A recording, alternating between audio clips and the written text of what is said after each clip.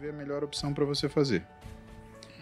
E nesse equilíbrio entre esses diversos órgãos que fazem, esses diversos agrupamentos de neurônio, você tem essas expressões desses neurotransmissores. Então a gente costuma associar, sim, estados de humor a determinados neurotransmissores, porque se isso não fosse verdade, por exemplo, não teria por que você fazer um antidepressivo. Né? O que é um antidepressivo? É um inibidor seletivo de recaptação, né, de determinadas, seletivo ou não seletivo, de aminas. Né? Então, antigamente, a gente tinha os tricíclicos, que fazia você reabsorver tudo, impedir a reabsorção de todos. Né? Hoje a gente tem os seletivos. Né? Então, você mantém a serotonina na sinapse lá, conversando com 12 neurônios, para você manter a sensação de serenidade, de saciedade. Né? Então, existe essa relação. Porém, né, é o equilíbrio desses neurotransmissores que faz com que a gente funcione de forma adequada. Né? Se também não fosse assim, antidepressivos não trariam efeitos colaterais. Né? Se eu consigo isolar uma emoção quimicamente, né, eu provavelmente não vou ter efeito colateral. E não é assim. Né? Toda medicação ela tem um efeito desejado, um efeito colateral, um efeito adverso. Né? Então, quando você usa, por exemplo, um antidepressivo, é como se você colocasse o seu cérebro num banho-maria de um determinado neurotransmissor.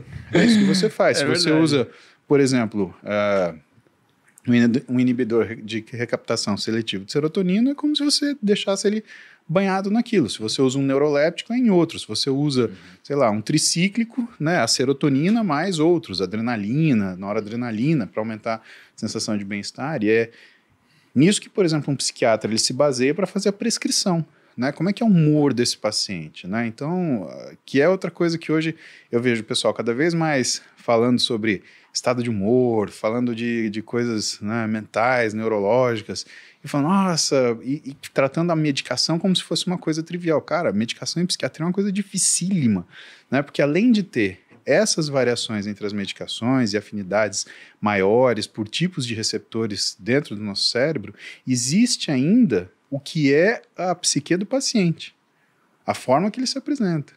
E mais ainda, existe a evolução do tempo, porque o cérebro ele não é uma coisa estática que você vai lá e coloca que nem um computador, você põe um input e tira um resultado. Você põe um input, ele faz um learning, e aí ele modula com o tempo, a gente chama isso de neuroplasticidade. Né? E existem mecanismos para fazer isso. Né? Por exemplo, sono, uma boa noite de sono, exercício intenso, eles aumentam o nível de neuroplasticidade. Né?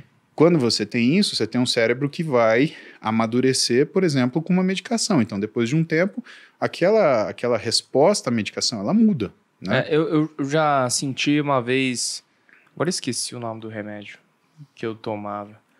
Mas eu senti assim, que se você não atrelasse o remédio à mudança de hábitos, né, mais saudáveis, né, para que você fique melhor, você vencia o remédio, entendeu? Se você tomasse o remédio e continuasse, putz, gordão faz nada, estressado, não dorme, entendeu? Não pratica exercício, come mal, você passava ali um mês... Você vencia o remédio. Você vencia o remédio, entendeu? Você voltava a ficar mal. É esse o grande desafio, por exemplo, dos psiquiatras, né? Por quê? Porque a pessoa ela até controla o que é a parte química do cérebro, mas ela não controla, de novo, aquilo que é o ambiente.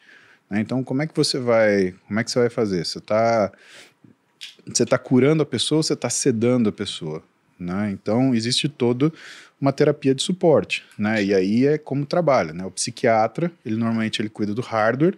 Quando você tem um psiquiatra que também é terapeuta, ele cuida do hardware e do software. Né? Mas quando não, você tem o psiquiatra que cuida do hardware e você tem o psicólogo que cuida do software. Né? Cara, uma coisa que ficou muito na minha cabeça aqui que o Muzi falou. Ele falou assim, ó, que se entrasse um leão aqui, ele pegava nós todos então, e eu fiquei pensando nisso também. Eu falei, faz sentido. Faz sentido. Acho que seria factível. Dois um braço, dois no outro. Não, se entrasse um leão aqui, eu ia falar, mano... O Muzi tem que defender a gente. Exatamente. Eu tô com o Muzi aqui, cara. Pega uma espada Mas olha só, antes de mudar de assunto, porque... Cara,